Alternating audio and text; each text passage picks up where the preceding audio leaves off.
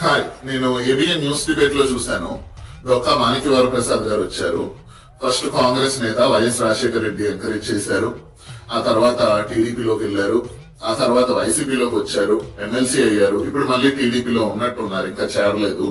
అయితే ఆయన ABN news debate లో వెంకటకృష్ణ తో చెప్తాడు, నేను కొన్ని రోజులు వైసీపీలో ఉన్నాను కదండి, జగన్మోహన్ రెడ్డి గారు నాకు టెస్ట్ పెట్టారు.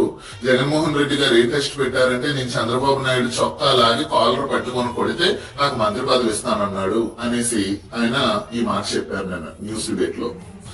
ఇందులో విస్మెత్తన్నా గానీ నిజం ఉందని మీరు అందరూ అనుకుంటున్నారా? అసలు నమ్మశక్యంగా ఉన్నాయా ఆయన మాటలు?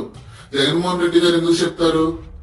ఇంకా నయం పొడిసేమనో చంపేమనో లేదా బాంబేసి లేపేమనో చెప్పలేదా వరప్రసాద్ గారు? ఇన్ని అబద్ధాలా? అంటే నేను ఈ పర్టికులర్ గా ఎందుకు ఆయన గురించి ఇలా చెప్తున్నానంటే, మన రాష్ట్రంలో మన మీడియా కొంతమంది నాయకులు లేదా టీడీపీ పార్టీ యొక్క ప్లాన్ ఎలా వర్క్ అవుద్దో, ఒక ప్రోపగాండాని వాళ్ళు ఎలా నడుపుతారో, ఒక అబద్ధాన్ని 1000 సార్లు వేసి జనాలను ఎలా బ్రెయిన్ వాష్ చేస్తున్నారో చేయడానికి, మీకు చెప్పడానికి నేను ఈ వీడియో చేశాను.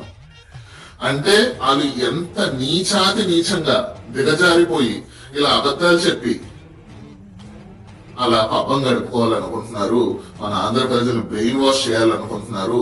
మనం జాగ్రత్తగా ఉండాలి. ఇటువంటి సొల్లు నాయకులు, సొల్లు మాటలు, సొల్లు డిబేట్లు, సొల్లు ఛానళ్ళకి దూరంగా ఉండాలని నేను మీ అందరికీ చెప్తాను.